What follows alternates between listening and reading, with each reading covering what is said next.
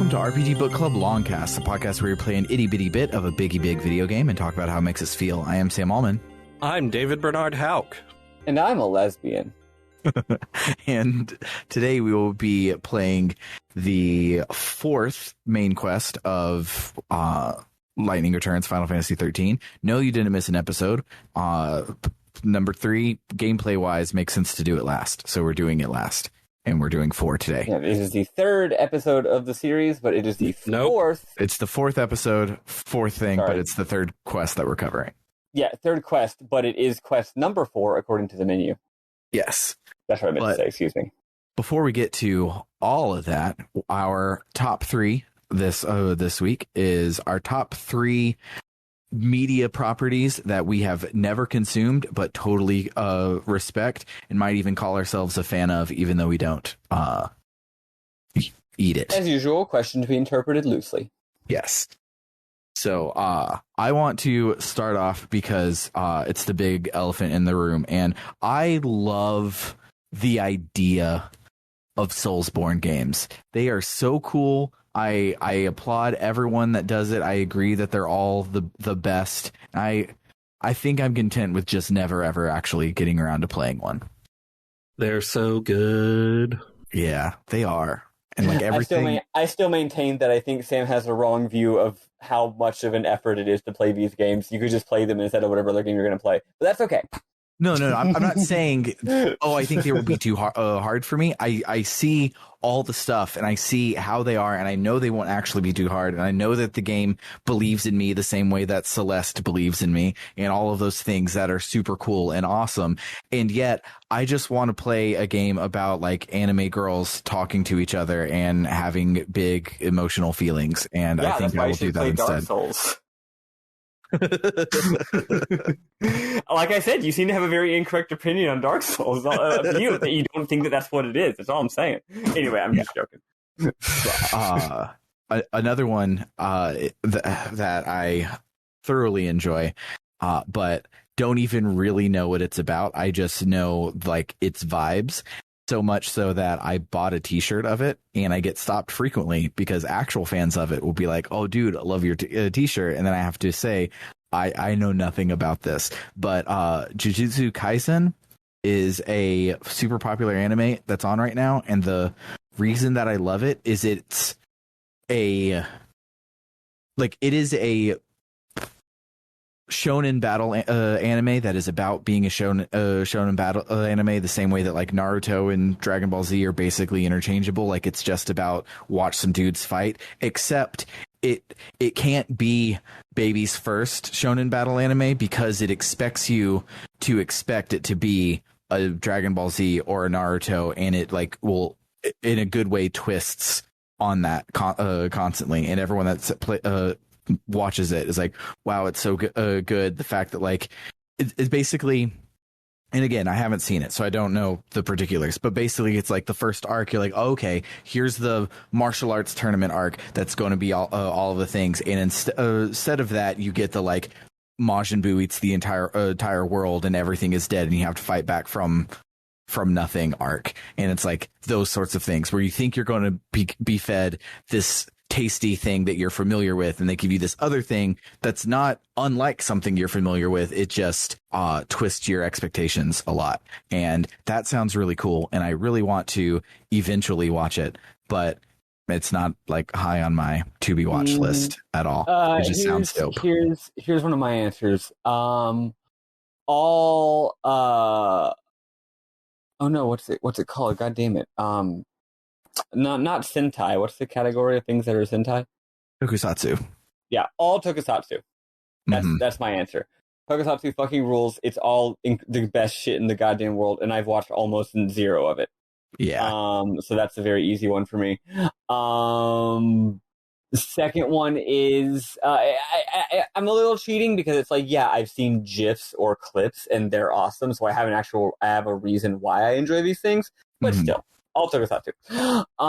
Second of all is it's Bernard's turn. Grand strategy games in general, like Crusader King stuff. Yes, I see people post about them and they look so cool, and I big agree. but I'm scared of them, and I think I was just telling my friend recently that I think I will. That's one of the things I will just never ever play them. I'm too stupid for them. Sorry. Yes, I would love to play them, but I don't think I will ever make the time to learn how to play one. Yeah. Let's see. What's another one for me? Oh, Riverdale. Yeah, I'm not a fan of Riverdale. I've never seen it, but I don't know. It's the greatest show of all time. Also Morbius. Joking. I'm not going to actually joke and say Morbius. We're really slapping a date on these evergreen episodes. No, but Riverdale for real though. Every single thing I hear about it, I'm like, this sounds like it's the greatest show of all time. I'm sure one of these days I'll watch it and then I'll go fucking insane. Yeah, I've heard literally half the people say this is the worst thing ever. I'm stuck into hate watching it, and then the other half goes, "Dude, this is the worst thing ever, and I'm stuck into hate watching it. You have to watch it." Here's no one is saying this is actually good. They're just saying it's bad in a bad way or bad in a good way. We have different circles, Sam. No, Riverdale's actually good. Apparently. But at any rate, no. Here's the thing. It's not just that it's actually good.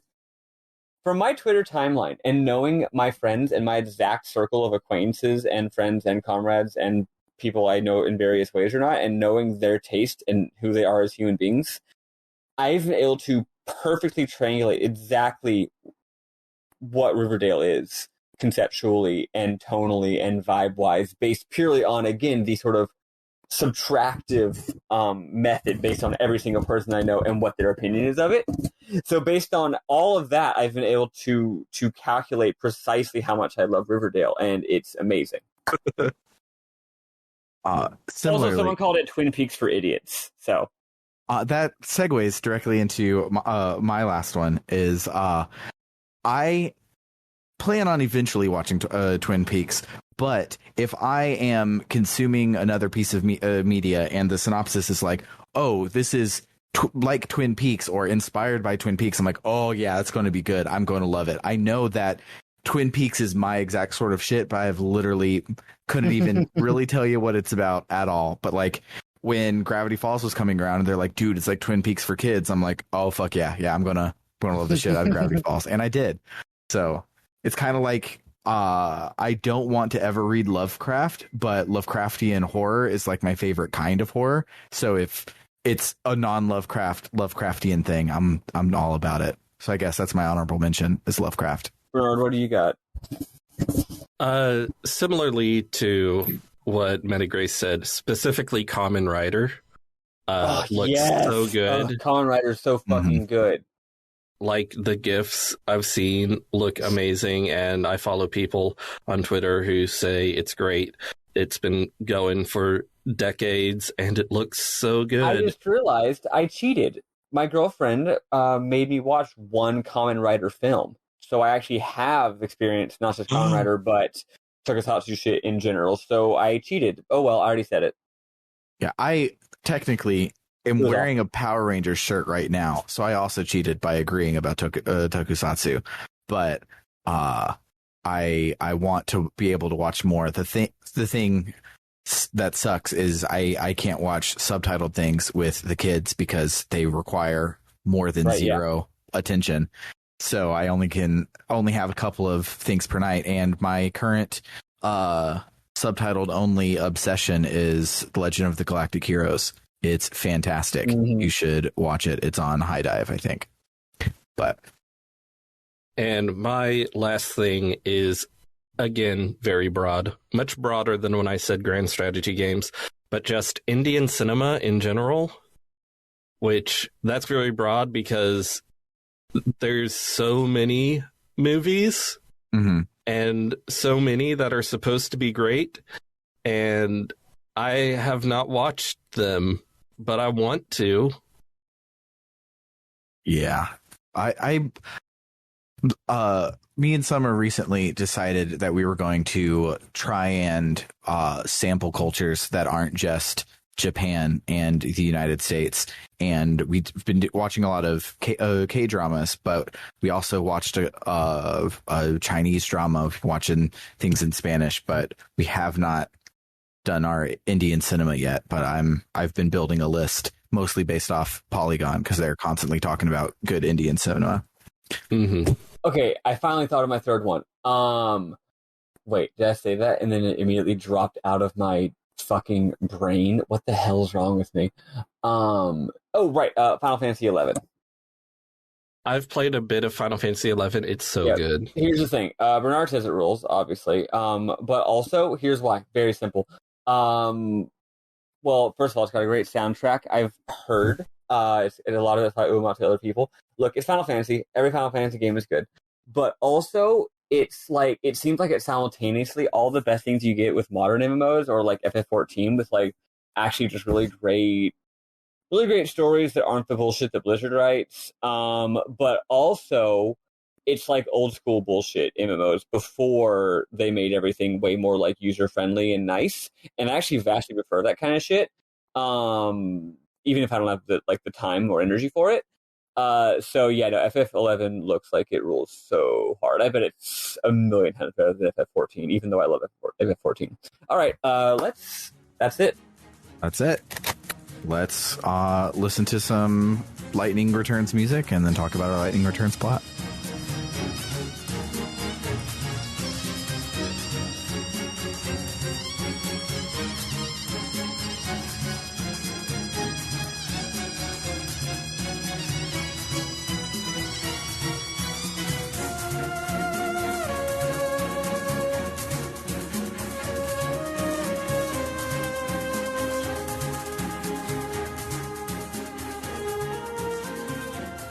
All right, Lightning Returns, Final Fantasy XIII, Part 4.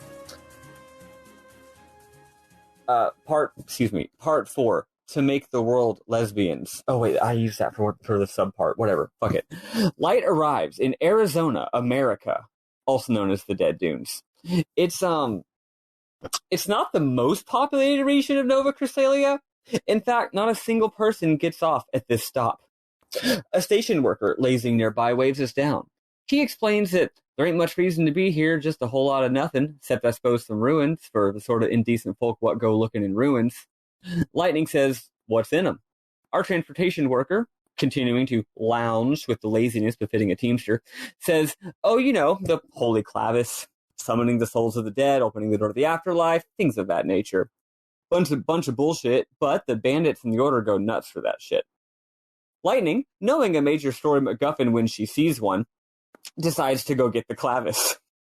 Now remember, our goal is to save the souls of people, save the souls of major people, perhaps people from previous games in the series. They have big needs and desires, and we need to help them to save their souls. Nothing about going and getting some random thing called a Clavis, but again, she knows a MacGuffin when she sees one. Also, she can go into the menu and see that she's now started Quest 4-1. So, and then also Hope, as always, chimes in immediately to explain what we just learned and tell us to go get the Clavis as if we hadn't already fucking figured it out because he talked way too much. So, we can explore this place all the way up, and in usual fashion, our beloved guide, me, takes the most roundabout route possible. In the desert, we got ruins. One of them, a bandit guard, won't let us in, so we know that's the main one. Others, we can go in a little bit, or even all the way. At one point, Lightning finds an iPad. We also find some Cruxus crystals hovering around in random spots. There's a huge... They're like on the field, and you click them, and it's like you got a lightning crux, and we're like, I don't know what this is. The plot hasn't told me to get these yet, but like, sure. There's also a huge tornado that blocks off two different routes. Sandstorm, excuse me. One leading to the bandit camp, and the other leading to a lighthouse. We can get to the bandit camp the long way, though, so we go the long way, and on the way we may or may not also find a dead person who's related to a side quest. The lighthouse, by the way, also related to... Wait, no. It's not related to a side quest. It's related to a different main quest. So I gotta go do that. Also, we got cactuar statues. Just like in FF13 too, this game has fast travel little cactuar buddies to make up for a lack of chocobos. Oh yeah, also, some occasional NPCs or Hope will sometimes mention a bandit leader who's like really hot, and also really into getting the Clavis, haha. So at any rate, at some point we get to, that's right, it's the bandit camp. We're greeted by Adonis, who's sort of the vice head honcho around here, and how would y'all characterize Adonis? He's the person that is always talking a little louder than they need to in public spaces. That's Adonis. That's good. I would qualify that he's great and we love him. Yes. Whereas usually that's a negative trait. Yeah. Okay. Have y'all seen that TikTok where it's like, oh god, what's the name of that one particular kind of gym? Anyway, it's like it's like POV. You just walk into this gym and it's like the really buff guy, and he's like, "Oh, yo, what's up, brother? What brings you in today?" I don't watch TikToks, dude. I see a TikTok, I avoid it. That is a lie. You have sent me a TikTok about the gay man drinking boba, which is an all-time best TikTok. At any rate, Adonis is fucking weird, is what I'm saying. He's like, the dialogue that he says is very much like, oh, we're the bandit gang, we don't trust you, but he says it in like the most chipper, upbeat voice possible. And it's just like he's just happy to be here. That's what he comes off as. He's just really happy to be here. I really like Adonis. I don't know what the fuck his deal is even supposed to be. Anyway, we tell him we're looking for the Clavis. He says, that's your right. But if you want any info, you go. Oh, yeah. So she's like, I'm looking for the Clavis. Can you tell me anything about it? And he's like, no. Basically, he's like, go fuck yourself. But also, since you're not a bandit, you don't have to follow bandit rules. So I'm not going to be mad at you. But then he says you got to join our bandit gang. So we got to go do a quest. So remember that sandstorm? We got to make it stop. Lightning is like, stop the wind. Do you want a bandit or a holy woman? Adonis, with I think a bit of a wink, is like, well, of course a human can't control the weather. Anyway, go fix the weather, please. So this quest is pretty simple. We have to go kill a monster, and it's literally the turtle shell boy we've already fought dozens of probably in order to get here. It's not even a different version of it. It drops another Crucius crystal, even though we've probably already found some. Adonis is like, hell yeah, nice. Now you got to put it into the magic monument. Only those chosen by God can do that. So then we do that. And Adonis is like, what?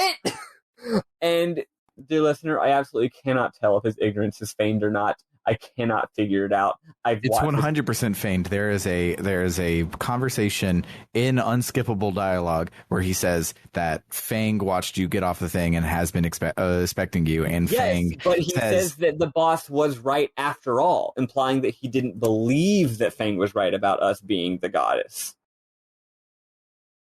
Who can say? Yeah. Some of the dialogue implies that he wasn't sure if we were who we are or not, but what I'm really talking about here is his voice performance. It's very bizarre to me. Anyway, I was gonna not say who it is, but it's been obvious. I've already made like 2 lesbian jokes here. Okay. Yeah. Anyway, clavicle. Yeah. Okay. Are y'all into clavicles? What is a clavicle? Collarbone. I enjoy clavicle, but lesbians are my type, so that's actually points in the lesbian column. Okay, yeah, I wasn't sure because lesbians go nuts for collarbones, and I wasn't sure if it was just a lesbian thing or not, and it clearly very much is because what you just said, Sam, was way too muted.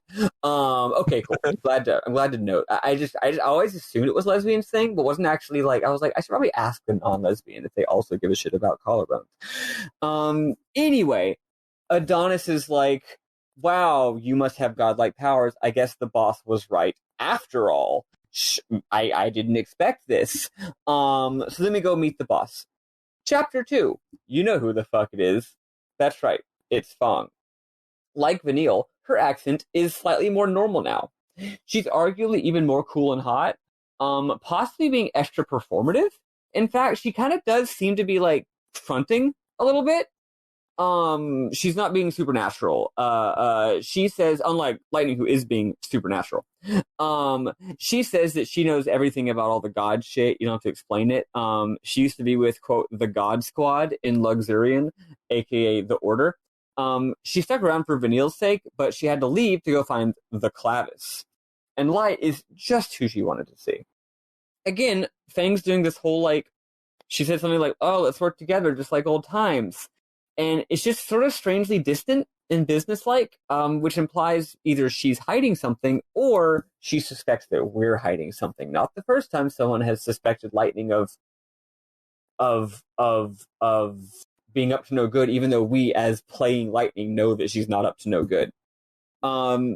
Anyway, turns out Fayng joins the party. Turns out they implemented the mechanic of having someone in your party for this game, after all. It's really cool. I love having Fayng in the party. She, I don't know if y'all remember, but in the earlier games, her main thing is she's really good at debuffs. So, well, she's related to debuffs, let's put it that way, in addition to hitting really hard. So she has some skills where if you debuff an enemy, she has moves like, what's it called? What's it called when you lower someone's defense? Deprotect. She has like Deprotect Breaker or Deprotect Chaser, actually, which is funny. Deprotect Hunter is actually, which isn't funny. Oh, okay. Well, there is a move called Deprotect Chaser. Maybe it's a move that we can get. Anyway, different move that she uses, but I know I saw Deprotect Hunter. Yeah. So basically, if you deprotect someone, she'll do extra damage against them. So that means, a lot of us debuffing enemies and then her going and killing them. That's cool because if you recall, we're using that strat where we're doing Metaguard to get free heals, and that can take forever. It can get a little boring just sitting in battle healing before you kill the weak enemy. But now we can heal while she takes care of the enemies. It's pretty cool. Yeah, did y'all do any interesting strat stuff with Fahng, or just kind of like what I just said? I hadn't been using Deprotect and Deshell, really, but the UI told me that that's what I should do with Fayng, and they sell a, what do they even call them in this game? Garb? Yeah. I just think of them as fashions. They sell a fashion that has Deprotect and Deshell on it. So I equipped that, and I've been using it, and I was like, wow, I should have been doing this all along. You definitely should have. It's a big deal. Especially since how damage soaking the enemies are, right? I actually rejiggered my garbs in a major way this week, but I'm going to save it for my mem moms. But it has to do with to do with this. We get a lot of good fucking treasure this week that really opened up the strategic space. Yeah. Oh, by the way, did either of y'all do anything besides just doing the main quest? I did a ton of side quests all in one day. Nice. I did the main quest and a ton of side quests. What area did you focus on? The Dead Dunes. Oh, the Dead Dunes. Okay, cool. Yeah. I got the little robot his fuel, but apparently not enough of them. So that was the only thing that I did. Because I played it in one fell swoop since that's about fine. 2 o'clock this afternoon. I always asked that before. So since this one doesn't really give you any specific like pre-programmed in downtime, I realized I should probably just ask if y'all went off the path or not. Also, I did side quests in Yusnon. Nice. I need to loop back there. At any rate, yeah. This area doesn't have a million side quests, but it's got a decent number, and a lot of them open up as you like go, like not right away. And yeah, you get a lot of really good treasure. One fun thing is that this area gives you so much EP for a lot of the enemies that I'm looking at my menu right now. You start at 6 a.m., right?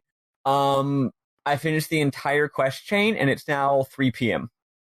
Yeah, that's exactly where I am too. It's 3 p.m. Frankly, amazing. My time was stopped almost the entire fucking game, basically.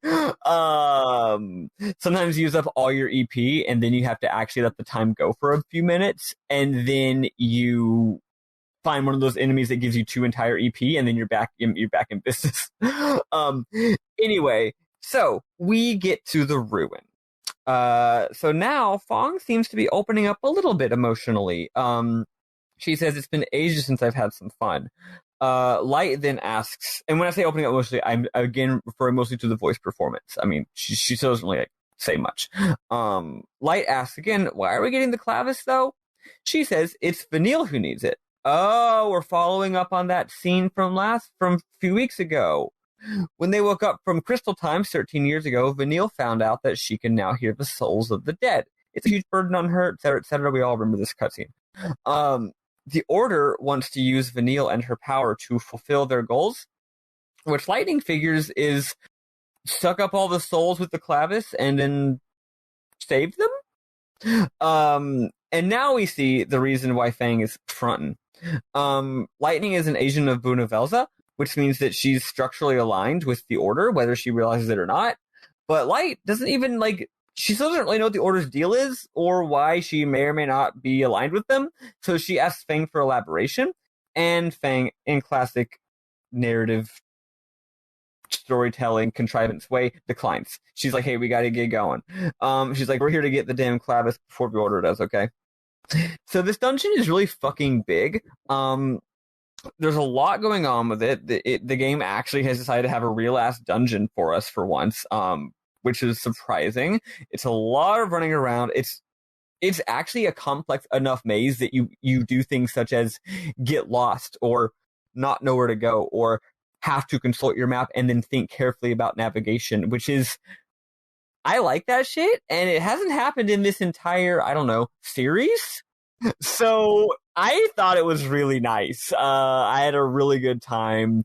It's cool because half the areas in this game are mostly town, so it's mostly running around talking to people, and the other two areas are mostly doing fighting. And then here we have dungeon crawling. So the game's really got it's got a lot of variety, actually. I enjoyed it. There's a few gimmicks, though, that I want to comment on. And the reason I'm mentioning it here and not in Mim-Moms is because it matters narratively. So it's got a cool little narrative gameplay synergy. So there's a bunch of magic doors. I don't mean like the time lock doors. I just mean that there's these magic doors that you can only open if you happen to be, I don't know, the savior, and also have a crux. And you need to use them to get into the fucking ruins, and at various points throughout the ruins. But also, a number of them will lead back up to the surface. There's various points throughout the desert where it's like, oh, this is another way to get into the ruins, but only if you open the door from the inside. So they're sort of doing like a Dark Souls style, loop around shortcut. It's like, oh, I gotta have the dungeon. Oh, and here's a shortcut back up to the top. But here's the thing. Every time we open a door, the dungeon becomes more frequented by NPCs. Mm-hmm. So now the bandits that were all in the bandit hideout, now the bandits are just walking around exploring the dungeon, having dialogue about ooh, look at this, or ooh, let's go over here and get some treasure, which is really cool. There's still bad guys, but it changes the tenor of the place into a much more social space. But finally, opening up the doors means that the Order can now come in. So it's made clear that, okay, we need to open the door with our lightning power to get the Clavis, but once we do that, the Order's also going to be after the Clavis. So this is a dangerous thing, so we got to go fast. Not literally go fast, of course. Yeah, so that's literally go fast because there is a time limit. Because yes, but that's because the whole game's on a time limit, not because it's not like the Order shows up at some point. Is what I'm saying. It's not a particularly timed event. There's also this whole thing where there's doors that open or shut based on the hour, and sometimes it's just a minor inconvenience. You just go around a different way, but other times it's oh, I gotta think about how to get through here. Did y'all find this fun? I found it fun and not annoying, personally. I only found it annoying because I was following the guide, and the guide is expecting you to be doing things in a particular order. So when they would give me they're like, okay, you should be on a even hour now, so go left, right, up, down. And I'm like, okay, well, I'm on an odd hour, so let me check my map and find a way around it. And then there's one particular spot where you have to, the only way to go forward is to be on a particular hour, and I missed that several times. So I went back to my guide to try and go around, and then I would come back and miss it again. And only that one particular door where you have to be on, I think it's an odd hour to actually make it to the next part. Only that one was annoying. The rest of them, it was cool. When the UI told me about what was going to happen, I was like, oh God, I don't want to deal with this. But then it was fine. Mm-hmm. Yeah, like, most of the time it doesn't matter. It's like, I want to go there. There's a few different ways to get there. But once you get to the very deepest depths of the dungeon, there's a few parts you have to, like, really, really use your noggin once or twice. Yeah, I don't know. It was pretty fun. Also, like, none of the enemies are hard, like, at fucking all. And you get lots of really good loot. So it's a good time. Anyway, so chapter 3, to make the world lesbians. While exploring, Light talks with Hope and is like, damn, this Clavis must be a really big deal, because it was even more important to Fayng than, I don't know, being a lesbian with Vanille. Of course, what Light doesn't understand is that the most important part of being a lesbian is suffering and being apart from the person you love, because you think endlessly sacrificing your own happiness for her benefit is, like, better than actually being with the person. So no, Fahng did not give up on being gay for Vanille, but rather is like, all right, so here's the thing about lesbians. All right, when lesbianism turns itself as will against the world of appearance, then that system is lowered to an abstract totality.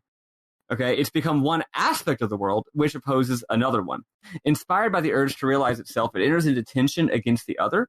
The inner self-contentment and completeness has been broken. What was inner light is now becoming consuming flame turned outwards. The result is that as the world becomes lesbianism becomes worldly. So what it struggles against on the outside is its own inner deficiency, and in that struggle it falls precisely into those defects which it fights, yet it can overcome those defects only by falling into them. So in conclusion, individual lesbianism always carries a double-edged demand. One edge turned against the world, the other against lesbianism itself. A demand and an action contradicting one another. As Deucalion, according to the legend, cast stones behind him in creating human wings, so lesbianism casts its regard behind it when its heart is set on creating a world. I need all of you to understand that this is not a bit. I'm 100% serious about all of this. Anyway, that's just going on with Fahng. I'm sure that's very funny if I knew what you were referencing. It is funny, but also... Okay, I'm sure it is. But also it is a completely accurate interpretation of what I'm trying... of what's going on here is what I'm trying to say. So, if anyone's listening to this and you feel like clicking the back button a couple times, listening to it again, you might learn something. So, eventually, we figure out that in order to open the big final door, you need to get 3 iPads. You might already have 1 or even 2. So you use the iPads to activate these big murals to get lore. Warning, the lore is confusing. So, lore number 1. Sorry, let me rephrase this. The lore of these giant murals. They're fucking beautiful. They have insanely cool art. I don't even know how to explain the art style. It's just like really elaborate, beautiful art. And you can, I bet if I were to inspect them very closely, I could probably see a lot of interesting stuff about this game's lore. But it was a bit overwhelming for me, so I couldn't really figure it out. So, lore number 1. Here's what we learn. Etro. Y'all remember Etro? Yeah. She's the goddess of death because she died. And her blood was used by the trickster Lindsay to create humans. Now, Lindsay has been mentioned, as far as I know, 1 time in the entire game's trilogy. It was in one lore. It was in one data log entry in the previous game that I did actually bring up in our final episode. I only brought it up because it was the name of a goddess that I'd never heard of before. I'm pretty sure Lindsay is also mentioned at one point in Final Fantasy XIII 1. There we go. So, I don't know who the fuck Lindsay is, but it's some kind of trickster god as characterized by Fahng. So, even though Etro died at the end of the last game, her death also created the whole world. So she also died at the beginning of existence. I don't know if this is the same death. If this one death happened if this death happened at the beginning of the universe, even though we just saw it, or if it is in fact 2 separate deaths. I don't know that. I mean, we killed her while time traveling, so it could literally be anything. Oh, well, I was implying not really a time travel thing, more of a metaphysical, those deaths were circumstantially the same thing. But yeah, that also could be the case. I don't know. Mural number 2. Humanity was created from the blood of Etro, as we just said. The art here is literally she's on a fainting couch type thing, the blood spilling out, and then the blood turns into these little upright walking human forms. It's insanely cool. But then we learned something really important, and this is a big fucking deal. So someone, I forget who, says, we weren't made to live forever. We were made to live, serve the will of God, and then die. But now, it's like dying has become an option. Remember, people can still die if they go get fucked up, but they don't die of old age. But also, we no longer multiply and fill the land. I want to note again the phrase multiply and fill the land. That's Bible shit. Here, Fahng postulates that reincarnation is real, or rather it used to be. Because it's not just that no one dies, it's that no one's born anymore either. If reincarnation's real, but no one's born, then that means if you die, there's no new body for your soul to go to. So here we get a really dark twist on immortality that I've never seen before, which is that, like, it's not immortality, it's permadeath, where that did not exist in this universe until now. Up until now, the soul lasted forever through rebirth, but now the soul lasts as long as it lasts, and then, I don't know, that creates a lot of weird feelings in me, and I don't quite know what to make of it. It's just like you're past the point of no return for history. You know, it's like an even more ultimate cosmic end state than we've seen previously in the games. Whatever. I don't really know what to make of it, but I did think it was a pretty big bombshell that may or may not end up mattering. Mule number 3. We meet Bonavelza. So at this point, Lightning is reading, and I don't know what she's reading the mural, but I don't know if it's implied that this is like Bonavelza's words, or if it just says this on the mural and we don't know who says this. But it says, death defiles the soul, but salvation will purify it. So then we learn from, what's her name, Fahng, talking, that Vanille is going to perform the soul song, which is the ceremony the order needs for the Clavis for, in order to make everything, quote, neat and tidy. The order says they're going to put the dead to rest and provide a salve for their souls.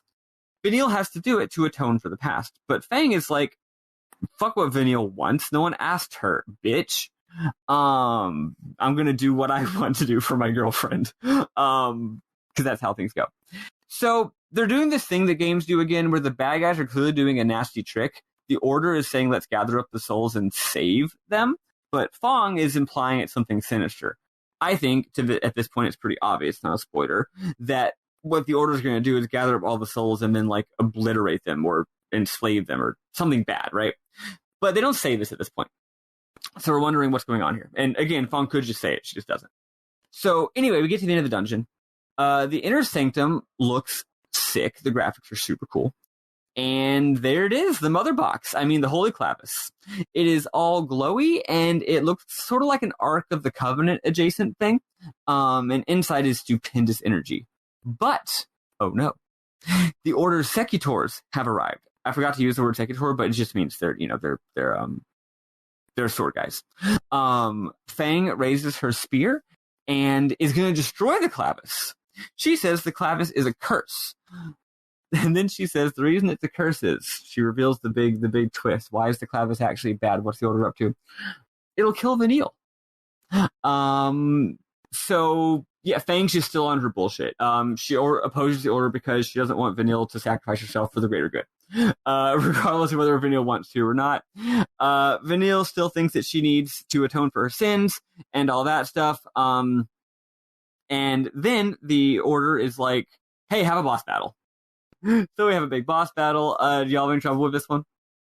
I didn't really have trouble with it. It still took me a while. I still got a score of 1. But I mean, I didn't feel like I was going to lose. Yeah, I didn't have a lot of trouble with it, but I did burn through 4 of my 6 Phoenix Downs because I did it about 40 minutes ago, and we were already supposed to start recording, so I did not try to do it well. Yeah, this one was pretty fun. Again, I said before, the skill curve of this game is very weird, so I didn't have trouble with it. But it had a lot of attacks, and they all had weird timings for the perfect block, but actually very doable once you get them. Like pretty big windows. It's just like, you know, it goes to hit you, and you think it's gonna hit you, so you instinctively hit the button, but then like it's like a little backflip, and then it hits you, right? So it's like you pay attention and you're like, oh, here's what it's doing. It also It also does hella status effects, which is fun. At some point in this game, I was having to actually start to give a shit when I get hit with status effects. It wasn't during this boss. It was during a strong non-boss enemy. But this guy does it too. Yeah, I don't know. It's a fun boss, whatever. So, we beat it. And as you'd expect, once the boss's battle's over, the Order took the Clavis. And they sealed us in the door. Lightning finally asks Fayng, what is the fucking deal? Fayng says what I at least assumed earlier. Yes, the Order is going to use the Clavis to suck all the souls into it, and then instead of doing something good like, I don't know, sending them to the next world or whatever, they're going to just fucking destroy all of them. Whatever that like cosmic obliteration of the soul is, that's what they're going to do. Vanille is fooled into thinking that's the only way to give them rest. Vanille is going to sacrifice herself, ... for a lie, which, throw back to Final Fantasy X, right? Kind of cool. So then Fayng is like, if Lightning had never shown up, then the Order never would have been able to get this thing, but Lightning did show up, so that's why Fang's been so weird and cagey this whole time. It's like, Fayng isn't going to like say, Lightning, I'm going to kill you. It's more like, okay, Lightning, I know that you're probably going to go and get this Clavis because it's like your mission from God, so I'm going to go with you to then explain why we should destroy it and not give it to the Order. So that's why Fang's been weird this whole time, because she thought maybe the Lightning was just going to be like, hey, Order, here's the Clavis, that kind of thing. But that was not the case, and now they understand each other. A nice little moment. Then Lumina appears. Turns out Lumina was the one who gave the Order the heads up, like, hey, the tomb's open, by the way, go get it. She taunts us some more. I didn't find this interesting. Though she does say that one of those souls that'll be obliterated is Sarah. Just a reminder there. She also gives us the important information that the ceremony will happen on the final day, which makes sense because it's more dramatic that way. Then Lightning says, in quote, Fayng, Vanille is going to die. And Fang's like, geez, you don't really cut to the chase, don't you? And then Lightning says, I can't save her. I save souls by giving them what they truly wish for. If Vanille truly wishes for death, we gotta let her have it. But then Lightning says that if Vanille doesn't change her mind, that'll happen. But the only one Vanille's big wish was to have 10 niblet hairballs or something. The only one who can save her is Fayng. Lightning says, you always have been the only one who can save her. Which is a nice way of just hammering home, yes, this has been extremely lesbian situation from the beginning of the series. We've gotten less and less explicit about it, but it's definitely never been particularly subtle. It's cool. So, that's not on us, is what I'm saying. Vanille's not one of the main 5 plot quests. I'm guessing it's just like the end of the game, right? And it's not our job to save Vanille. We do not have the capacity to. So, they basically talk and they say, see you at the end of the world. Literally, like, okay, maybe you're on day 5 at this point. It's like, okay, well, see you in a week. We'll reconvene and save the day, hopefully. Also, one fun fact is that it turns out that not only does Vanille think that she has to atone by doing this thing, just out of the goodness of her heart, she also does seem to be under the impression that the whole fact that she can now hear all the souls of the dead and is tormented like every minute by them is like God punishing her. I'm not going to belabor the point. We all three of us have said many times our thoughts on everyone in this game series always thinking that they're to blame for things that they're not to blame for. So it's that again. So that's it. The end for the week. We've done 3 of the quests, and now all we gotta do is and then we get a lot of soul juice, right? We get the soul juice from Fayng.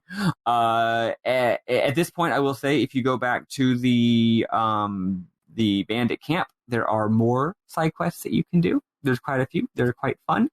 And then next week we have 2 final main quests, which are both in the 3rd area we haven't been to, the Wildlands, aka Texas. If you haven't been there yet at all, if you've been playing super by the book, well, we'll have fun next week. That's it. Let's listen to some music.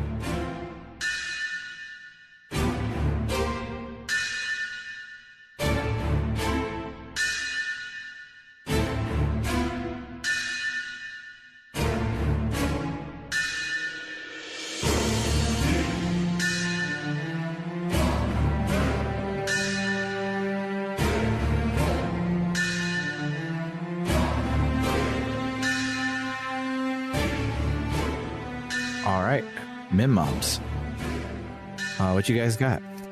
I really enjoyed a lot of the scenes with Lightning and Fang. Just the way they interacted was a little weird, and I just got big dudes rock vibes from it, even though they're not dudes. Yeah. I'm glad that you thought it was weird too, because I was putting that into my notes, and I was like, maybe this is just me, but they don't have the same dynamic they had in the previous game. Mm-hmm. In my previous game, of course, I mean 13-1, where they both were where they both were in it. Yeah. Where they weren't both plot devices in 13-2. Exactly. What else do I have? I don't know. I mean, you did a bunch of side quests. There's one side quest that I thought was really awesome this week, but I don't know if you want to do it. I don't want to step on you, so. So I did a side quest in Yusnan where this girl is like, hey, I'm a chocobo, and I lost all my friends who are baby chocobos. And Lightning's like, I don't believe you, but I'll find the chocobos. So she goes around, you find all the chocobos in Yusnan, you go back, and the girl is like, thank you. And she turns into a baby chocobo. And Lightning and Hope are just like, what the fuck? Oh man, you're gonna get a kick out of next week's dumb side quest. You get the soul juice. Apparently, chocobos have soul juice. And apparently this girl was a chocobo. Cool. Wait, I just realized the monsters probably are the same, like, aren't being born or dying either, and that's why you can extinct them in this game. Ones. That's why they're you can extinct them. That's cool. Did you get any of those this time around? No, I didn't do a damn thing this time around. I got one of them. Actually, I got two of them. I was going around trying to defeat Niblets for the Diviner side quest. And first I extincted the goblins, and then I extincted the Niblets. Nice. One of the main quests in the Dead Dunes is so they're getting to the point where they're actually making, like Bernard said, that's actually part of the quest. So one of the Dead Dunes ones is also to kill all the skeletals. And you kill a bazillion skeletals anyway, but then you can kill 2 bazillion in order to complete this quest. So I did that one. Yeah, I haven't done that one yet. I've killed a lot of skeletons. Strangely for that one, but not the Diviner side quest, it tells you how many you have left.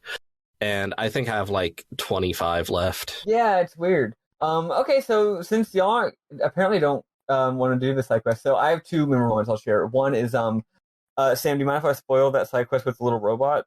Oh, please do. I was very interested in it, but I don't feel like going back to do it. This side quest is fucking incredible. So you meet in the temple ruins. You meet this little robot named Baktai, the sun is in your hands.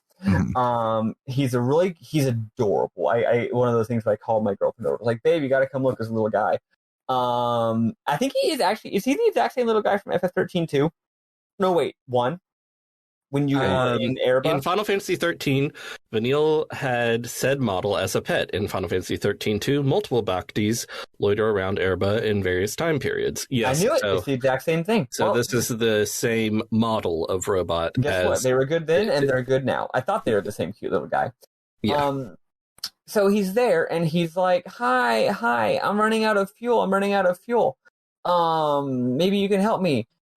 And apparently there's a time limit where if you don't get him enough fuel, he like fucking dies. I'd already found all the Bhakti's oil because I had done so much exploring and stuff. And actually, sorry, I just realized I need to switch from the game to my screenshots, because if you're in the quest description, it just tells you what happens, whereas like sometimes you want some actual screenshots because the dialogue's really good or something, right? So anyway, they basically talk about like death, basically, and he's like, yeah, no, robots are immortal, basically. Well, no, a recurring theme in this world that they've mentioned is that humans are immortal, but funny enough, like the things that humans create are not. Normally we think of the other way around. You know, we think of a robot or a machine, a computer, as being theoretically immortal, whereas a human gets old and dies. But if the human doesn't get old and die, then it's like, well, if no one takes care of that machine, then it'll rust and it'll break, So and it's actually become a recurring thing in the game where you'll talk to NPCs and they're like, oh yeah, I haven't had this commodity in like 100 years or whatever. So anyway, we get the fuels and we give it to him, and the reason he needs it is because once we get him all the fuel, we realize that he's outside of this special door, and he only he can open the door for some reason. I forget why.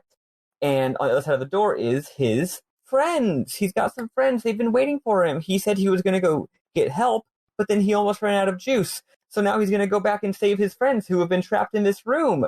And that's where I start going, oh no, this is going to be bad. This is going to make me cry. So sure enough, you go in there and there's a bunch of skeletons on the ground.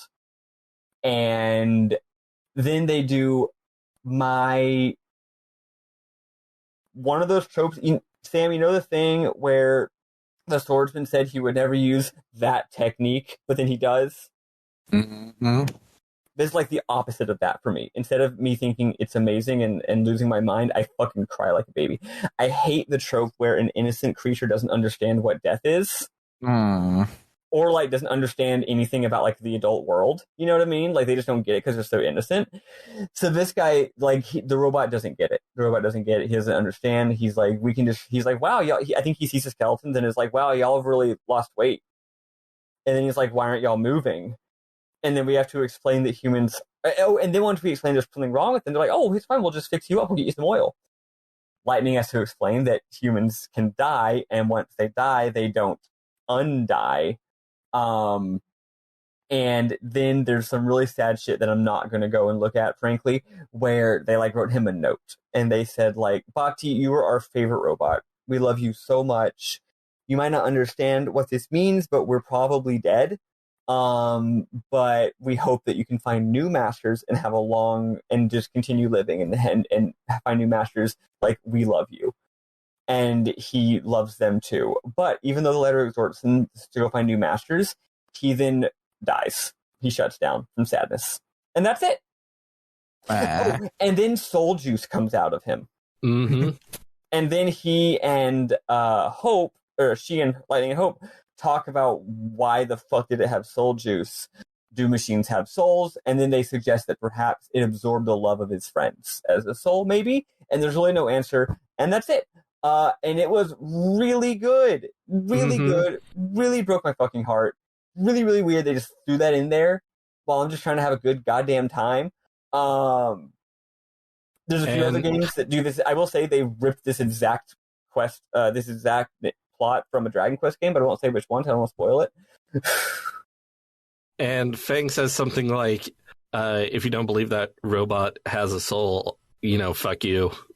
Yeah, it's really good. It's really, really good.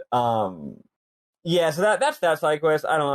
I found it very affecting. Again, like the little innocent creature doesn't know what's happening, and that makes me sad. It's like fucking Fry's dog. You know what I mean? Mm-hmm.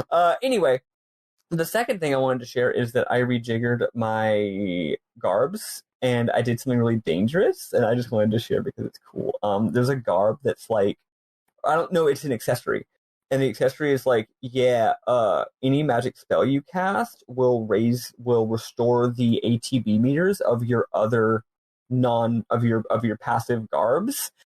But your physical defense is like fucking 0. So I equipped that. And then on a different one, I equipped an accessory that was just like, oh, every time you hit an enemy, your passives get a little bit of... No, it's just like, this just makes your ATBs go up faster or something. I want to be more aggressive. And then I also changed it where instead of having all my debuffs on one garb, now I have like D-Protect on my physical attack garb. I have D-Shell on my magical attack garb, and then I have a third one that has like slow and something else. D-Brave, actually. I finally got that one.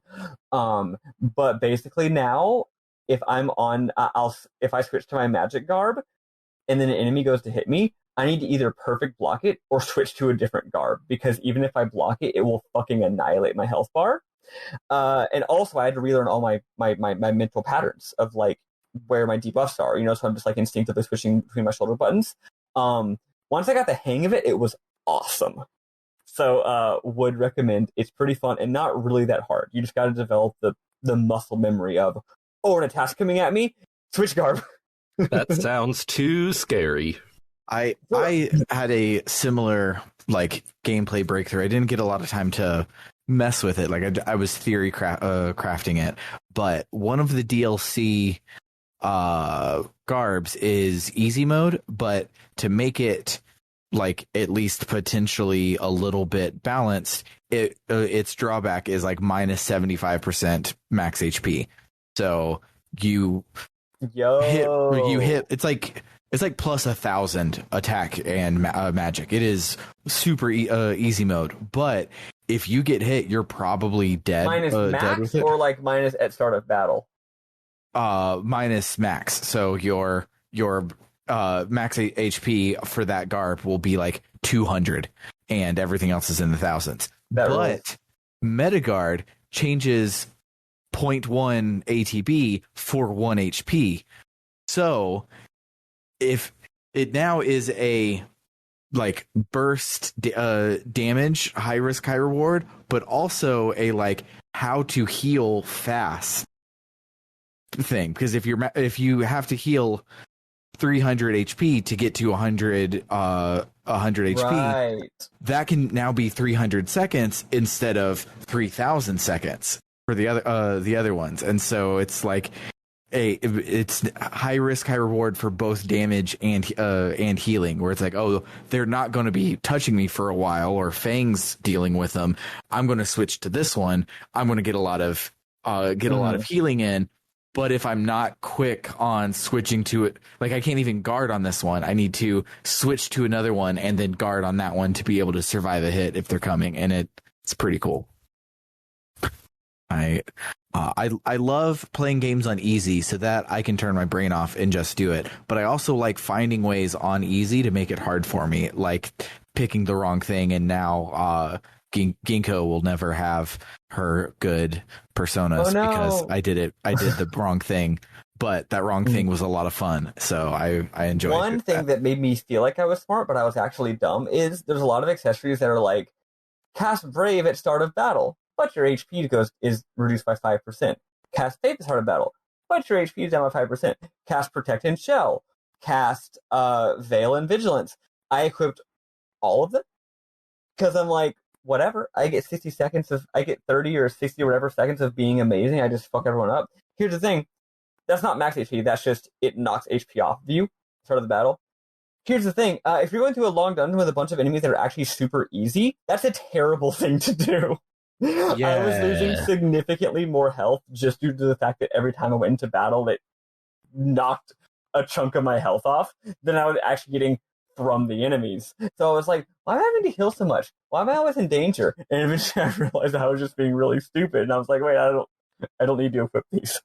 But if I'm fighting like a boss or some shit, I'll equip all of them. Mm-hmm. Speaking of being really stupid, let's talk about a really stupid side quest. Hell yeah. Hell yeah. So there's a side quest where there's a girl in Houston who's a baton twirler. And she can't get anyone to pay attention to her. But her baton twirling's really good. She just needs something to catch people's attention. And she's like, oh my god, random woman who is Lightning, you are a fashion icon. And Lightning's like, I don't know anything about fashion. And I'm like, the thing is, in your character, it makes sense for you to not know anything about fashion, but in gameplay, you clearly do. This is a bit of a dissonance in this game. But yeah, Lightning's like, I don't know about fashion. And the girl's like, clearly you do. What I need you to do is show me a bunch of fashion accessories so I can be inspired. So you go get a bunch of fashion accessories, you show them to her, and then she... the screen fades to black and it comes back up and she's wearing like 3 or 4 different accessories, and you repeat this 2 more times, and each time she has more accessories on her. So eventually she has like a cat tail and like a chocobo on her shoulder and a big pendant around her neck and stuff. And she looks ridiculous. And you get soul juice from doing that for her. It's great. Fun fact, there's actually more to that side quest. Before you even start the side quest, you might notice that there's an NPC nearby who's some guy. And he's like, oh my god, I love this baton twirler. Like, maybe I also think she's cute and have a crush on her, but also she's so talented, but like no one knows. So I always watch her twirl her baton, but no one else understands how good she is. Man, that's a damn shame. And I just thought that was a cute little bit of flavor. Turns out, after you finish this quest, she then like makes it big. So try going back the next day, and apparently that guy is now a quest giver, and there's a follow-up quest. I haven't done it yet, though. Ooh, that's cool. Yeah. A lot of side quests in this game are very silly. Yep. Also, something else, speaking of side quests, I meant to say this last week on the air, and I forgot to, so I apologize both to y'all and listeners. In order to get the true ending of this game, I don't know if that means it's like a big deal, or if it's just some little or if it's just some small little cutscene. I do not know the true nature of the ending, but in order to get an extra bonus ending, you need to complete 40 side quests. That's not as bad as it sounds. You've probably done a whole lot already. And yes, that does mean specifically anything that is called a side quest in your menu. There's main quest, there's side quest, and then there's whatever the community fucking board, right? Those don't count. So yeah. Go to your little side quest menu, click through, see how many you got check marks by, get that to be 40. I'm definitely going to be doing that. I think I'm already at like 33 or some shit. It shouldn't be that hard. You don't have to, but I'm just laying it out there. So I'm looking at the internet. This one person says 51 side quests. Another person says 40 to 45 side quests. Another person says, hey, just so you know, I had the secret ending with only 40 side quests done, so yeah, it probably is 40. Yeah, there seems to be some confusion, but I'm pretty sure most times people say it's not 40. Someone else is like, no, it's just 40. So whatever. Just do a bunch of side quests. Just do a bunch of side quests. If you want to do more, just to be safe, they're fun. A lot of them are really good. Cool. Also, for next week, so what we're going to do is, I'm trying to think, honestly. Here's what we're going to do.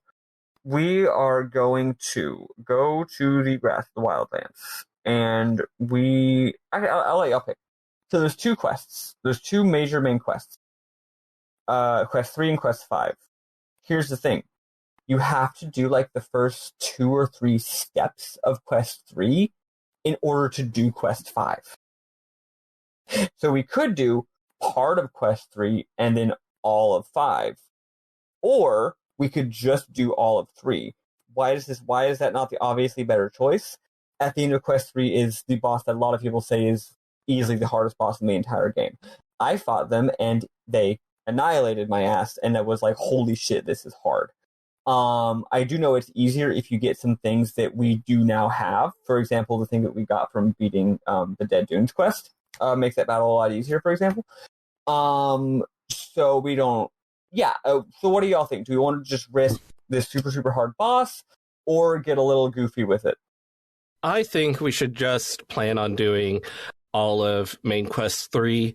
If we get to the final boss of Main Quest 3 and any of us can't do it, then we can just watch the end of Quest 3 on YouTube or something, and then go back and do it again after we do Quest 5. Okay, that's a good idea. And I will say, for the record, either way, it's going to make the following week a little weird, because Quest 5 is... You know how games will do that thing where once you've explored the whole game's world and done pretty much all the content, they have a final quest that makes you just do backtracking and grab a bunch of little thingies? It's just that. It's like getting all the Triforce pieces in Wind Waker, so it's a very easy, fast quest. It's literally just go get these 5 things from various places in the world, and none of them require any effort. I've only gotten like 3 of them, but I already know what the other 2 are, and they're not hard, and... So the point is, it's going to be a very light week, so that could just be wrap up Quest 5 and do side quests, I guess. Yeah. Yeah. We'll see. I will try and do both 3 and 5 over the next week, and if 5 is as empty as it looks, like I'm looking at the guide right now, it only mentions a cutscene at the first one and at the last one. It might not be enough for an episode. If that seems to be the case, I'll let you guys know. And we might we could 3 and 5 tomorrow. We could lump it at the end of 3 or at the beginning of whatever comes next, of the end game. So we'll figure it out. I just thought I'd let you know that gets a little weird. So, and if you're wondering how to access it, when you first, I don't remember the exact way that they alert you to the existence of Quest 3, but when you get to the Wildlands, there will be people talking about some special chocobo, and that's just pursue that line of thinking. Yeah, which surely you were going to anyway. Absolutely. Right. Upon hearing about a special chocobo, surely you would go after the special chocobo. But I will say, when I think there's a special chocobo, my first thought is not, that's a main story quest. My first thought is, ooh, a side quest involving a chocobo. I like those. So, I thought I would at least just say that. You know what I mean? Yes. But all right, that is everything now. Cool. So if you like what you heard and you want us to do more of these, you can head on over to www.rpgbook.club, where you can make donations. Every donation goes into a big pot that unlocks more of these longcast and shortcast episodes. We are currently trying to unlock a shortcast on Metal Gear Solid, which I don't have it handy on how far we are. We are 46% of the way there. So if you want us to do a series on Metal Gear Solid, you can go and donate there. After Metal Gear Solid, spoilers, is going to be Dragon Quest VII, which will be the first time that it actually is a big video game and not a trilogy. So super excited for that one. Go and help us unlock and play these cool long-ass games. We recently opened the ability to subscribe in membership tiers. So the basic level is $1 per month. If you make a one-off donation or subscribe for a month, you get for the month you can access the Book Club no Kaseki episodes a month before everybody else. You can vote on the polls that dictate what game we're going to play next for the main podcast. And if you have your Discord linked to Ko-Fi, you get a green nickname in the Discord. But then if you bump up your donation to $5 a month, you get at the Warrior tier, which is all the things of the previous tier, but we shout your name out at the end. So shout out to Cerebral Wind, Anthony Lerma, Vimk, Jfro Prime, Eli Bergmas, Doho, and Tuxedo Ken. We also have, for people who love us a whole lot, a $20 tier, which is the same thing, except we'll shout out a URL or any 2-sentence shout out you want. Our current luminary, Carr, is a dentist, so his shout out is not for his Twitch stream, but for your teeth. So brush your teeth twice a day, most importantly, before you go to bed at the end of the night. For RPG Book Club Longcast, I have been Sam Allman. I'm David Bernard Hauk. And I'm Maddie Grace Webben. Toodaloo, folks. Goodbye, everybody.